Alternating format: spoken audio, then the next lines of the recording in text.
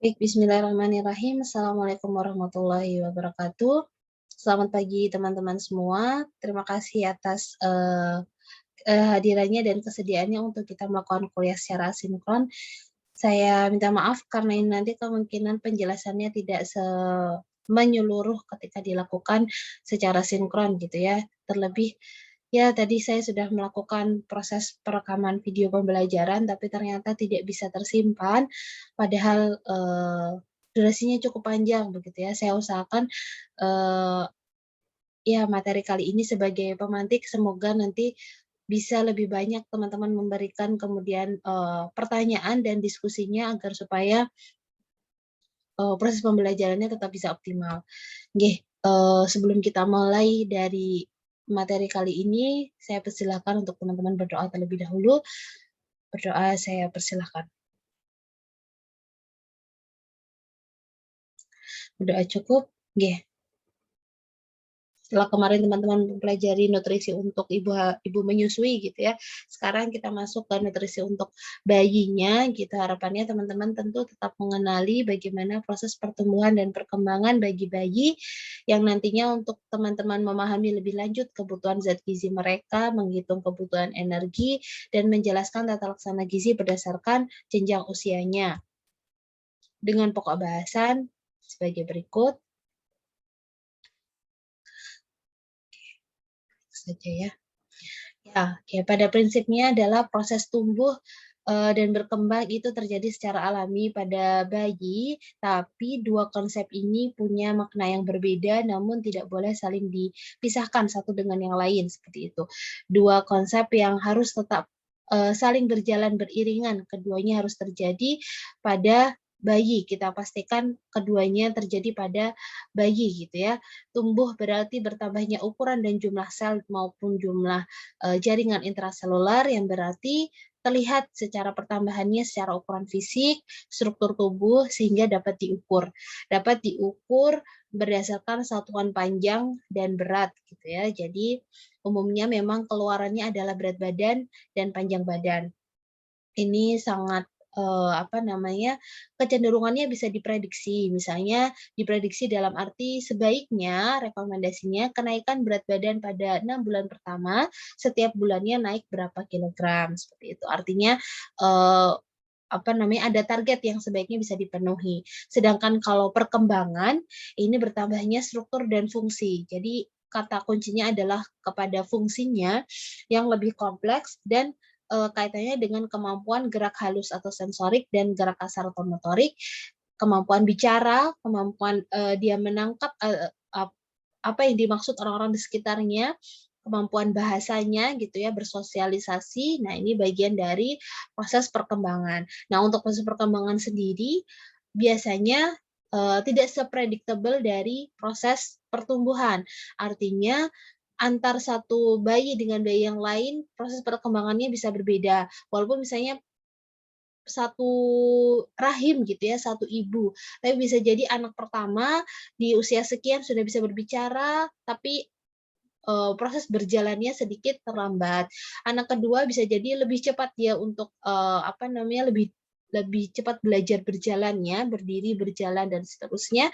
Tapi dari segi komunikasi, dari segi berbicara dia agak, akhir seperti itu. Jadi itu proses yang sangat individual, sangat personal, sangat berbeda begitu ya. Jadi anak yang satu dengan anak yang lain misalnya diberikan stimulasi yang sama karena orang tuanya sama misalnya, teknik pola asuhnya sama, tapi bisa jadi output atau keluaran dari perkembangannya bisa jadi berbeda gitu ya. Ini sangat personal, tapi tidak perlu ya selama tidak sampai di batasnya misalnya sudah usia, eee, 1 tahun lebih gitu ya atau 1,5 tahun tapi sudah 2 tahun misalnya, 2 tahun masih ada, belum bisa berbicara. Nah, apakah ada gejala keterlambatan bicara atau delay speech? Nah, ini yang kemudian perlu digali. Tapi, tidak perlu terlalu khawatir di awal seperti itu. Tapi termasuk ketika teman-teman nantinya biasanya kan kalau bayi dan anak itu kan dipantau dipantau gitu ya secara rutin.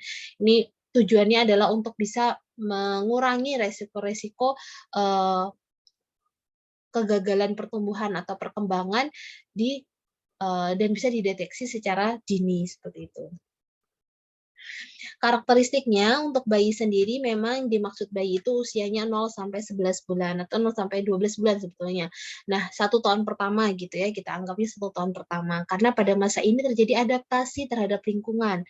Ya karena sebelumnya dia berada pada lingkungan rahim ibu.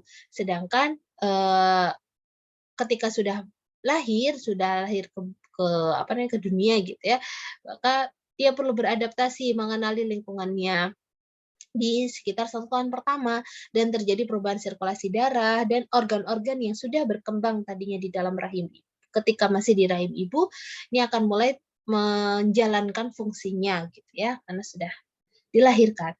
Nah, terbagi menjadi 2 masa, masa neonatal dan post neonatal. Neonatal ini dibagi lagi ada masa neonatal dini dan lanjut. Yang dini ini seminggu pertama, itu 0 sampai 7 hari kelahiran dan kemudian lanjut 8 sampai 28 hari. Ini terminologi ini saya kira disesuaikan dengan apa namanya, terminologi ketika mengkategorikan manakala anak tersebut misalnya ada kelainan dan kemudian meninggal dunia misalnya, akan dikategorikan sebagai angka kematian bayi, dimasukkan atau tercatat sebagai angka kematian bayi atau tidak gitu ya. Karena ada angka kematian ibu dan angka kematian bayi. Nanti angka kematian bayi ini cenderungnya anak yang dianggap apa namanya, meninggal bayi yang dianggap meninggal sebagai hasil misalnya komplikasi dari masa persalinan atau kemudian penyakit penyerta lainnya gitu ya yang kita bisa mengkategorikan bahwa itu bisa dinilai sebagai angka kematian bayi itu pada rentang masa neonatal ini gitu. Jadi kalau sudah lewat itu post neonatal bisa diasumsikan tidak tercatat sebagai angka kematian bayi begitu ya.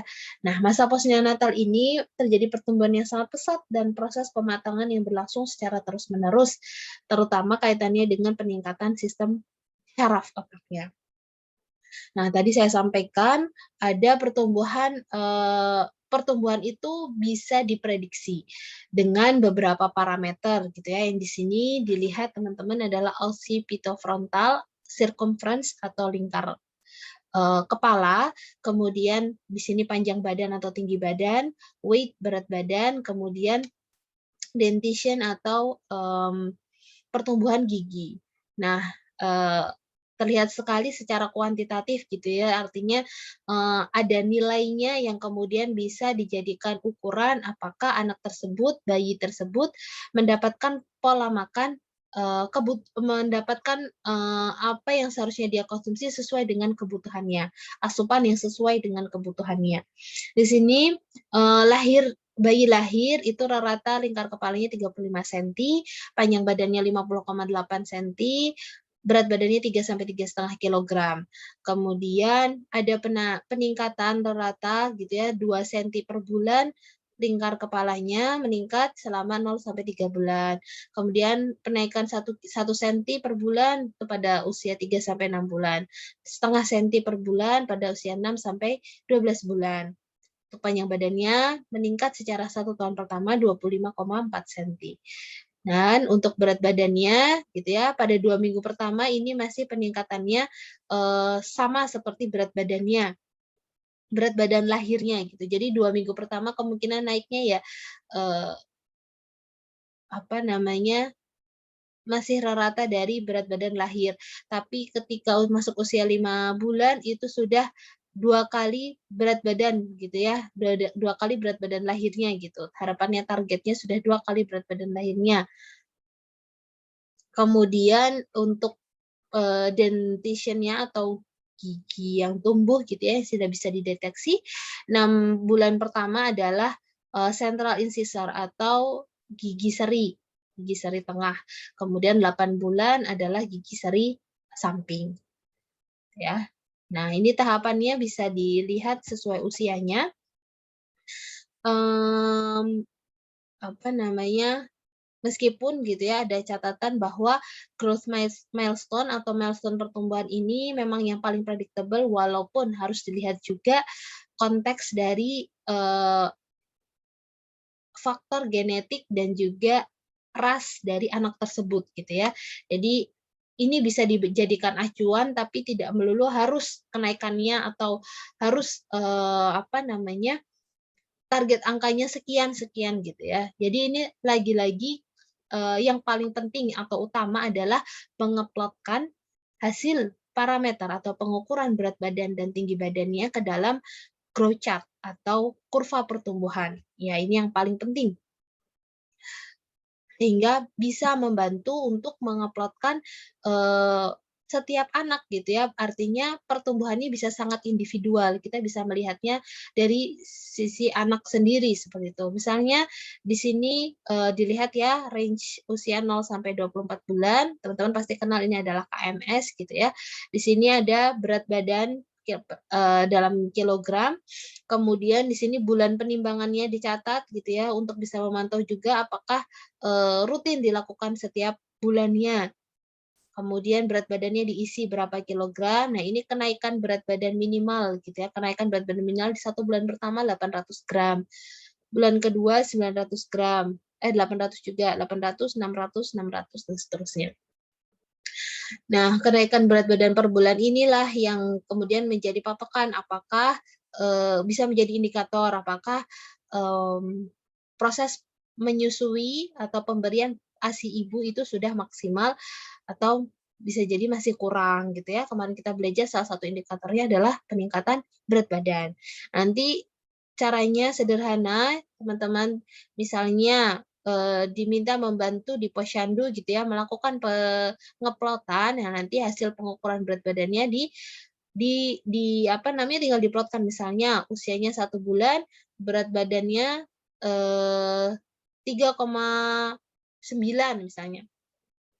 Berarti ditaruh di sini. Nah, harapannya tahu juga berat badan lahirnya gitu ya untuk kemudian menghubungkan antara antar titik per bulannya gitu ya untuk melihat pemantauan berat badannya.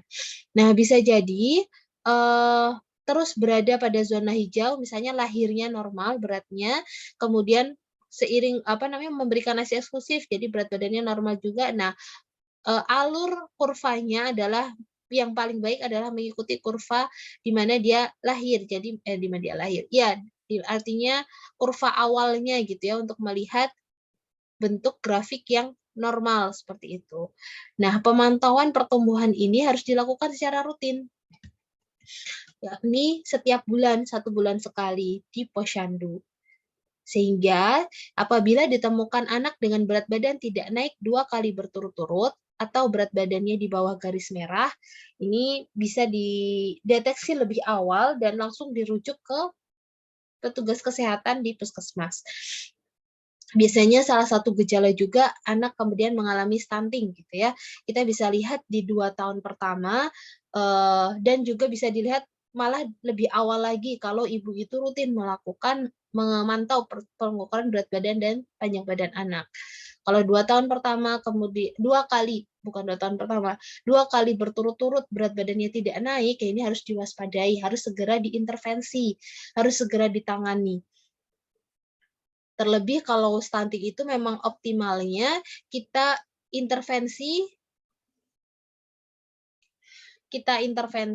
di 2 tahun pertama kehidupan. Jadi kalau lewat dari itu mungkin tidak terlalu signifikan pengaruhnya, pengaruh dari intervensinya. Tapi kalau di 2 tahun pertama sudah ketahuan misalnya ada indikasi stunting, harus segera diberi intervensi dan masih peluangnya untuk dia bisa lolos atau selamat gitu ya, selamat dari kondisi stunting-nya itu masih besar peluangnya dibanding lewat dari 2 tahun.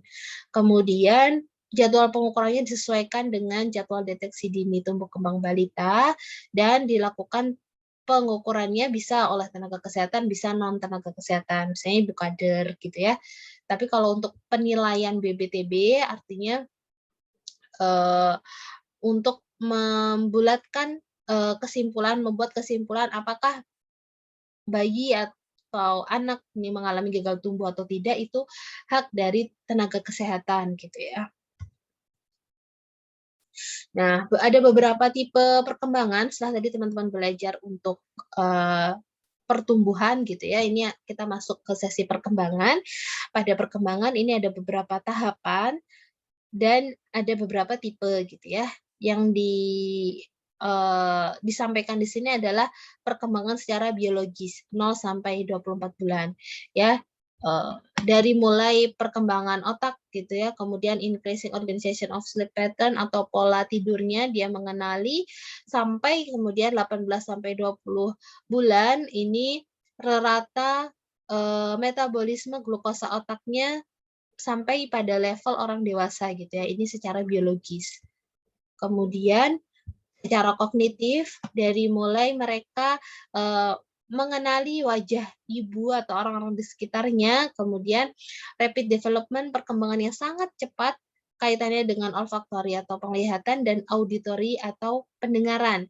Jadi dia memberikan belajar mengenali stimulasi-stimulasi yang diberikan oleh orang-orang di sekitarnya, baik dari segi visual gitu ya, penglihatan, dan juga auditori atau pendengaran atau suara. Sampai nanti di usia 20 bulan dia kemudian mengembangkan bahasa-bahasa personalnya. Jadi dia sudah mulai berbicara tapi masih menggunakan bahasa-bahasa personal yang umumnya masih dimengerti oleh orang-orang yang interaksinya sehari-hari dengan dia gitu ya. Jadi kalau orang umum misalnya baru pertama kali bertemu mungkin begitu belum terlalu akrab dengan bahasa anak tersebut gitu ya, karena dia masih proses mengembangkan apa yang ingin dia bicarakan.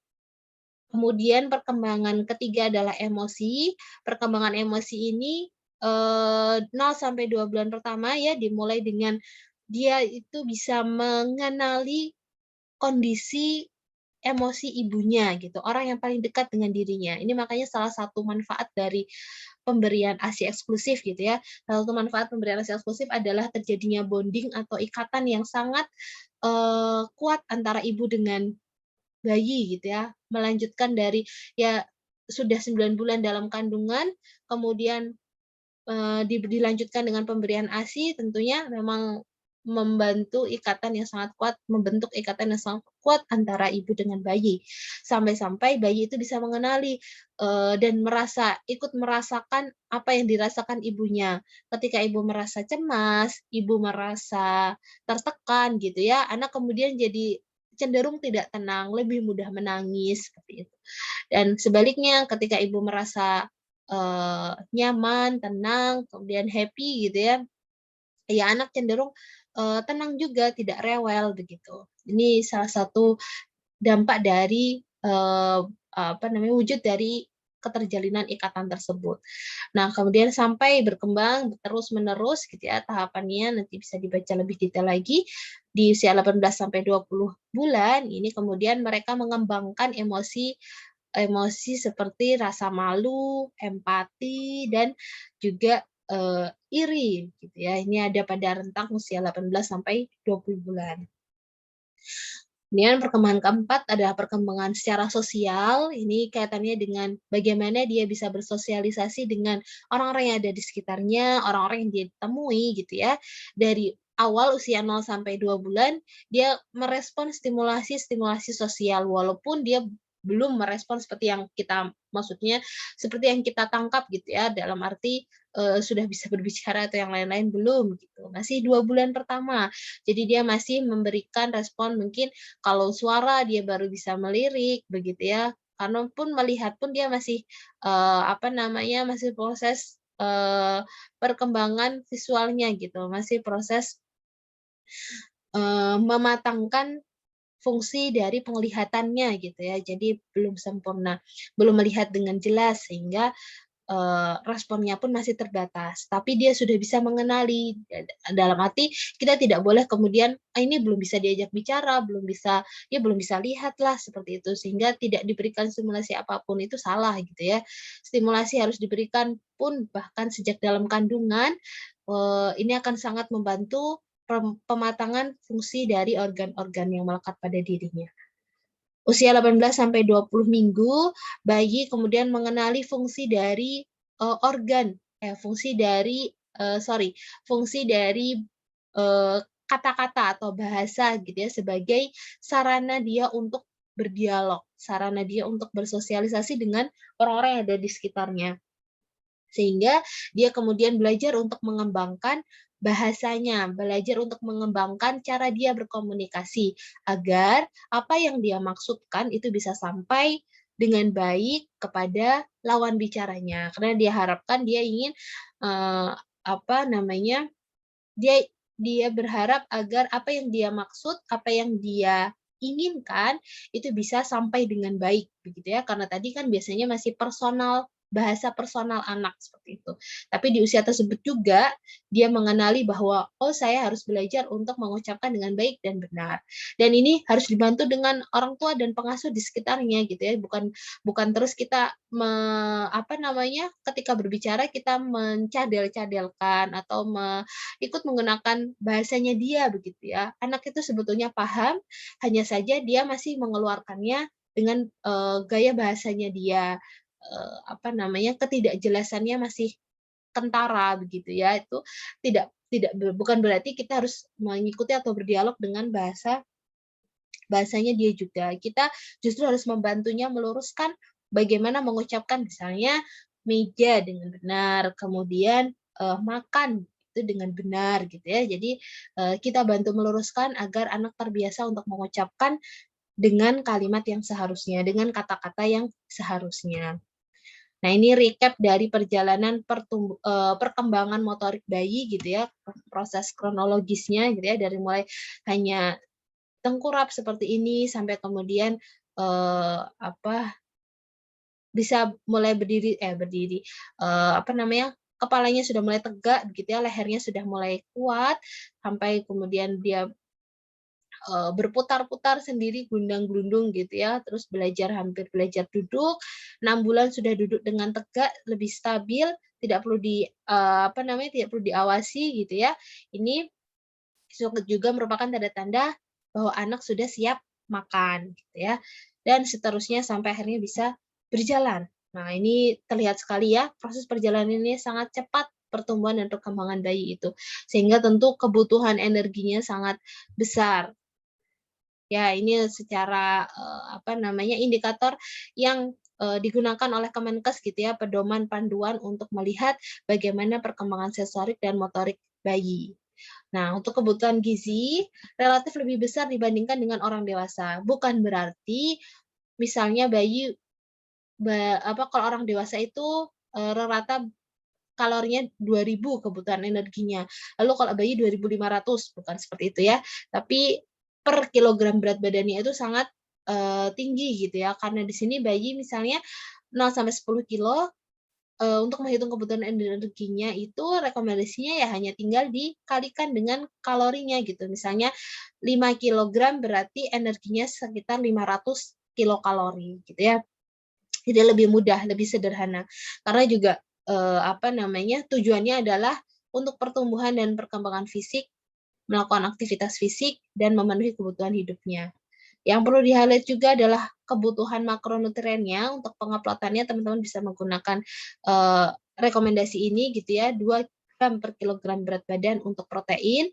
Saya tadi beratnya 5 kilo, maka, kebutuhan proteinnya adalah 10 kilo, lemaknya 15-20%, karbohidrat 40-60%, tidak jauh berbeda dengan orang dewasa.